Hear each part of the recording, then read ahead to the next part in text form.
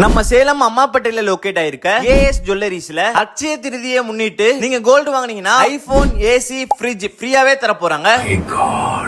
நீங்களும் ஐபோனை ஃப்ரீயா எப்படி வின் பண்ணலாம் அப்படின்றத நான் சொல்றேன். சேலம் பிளேலிஸ்ட ஃபாலோ பண்ணிட்டு இந்த வீடியோ ஃபுல்லா பாருங்க.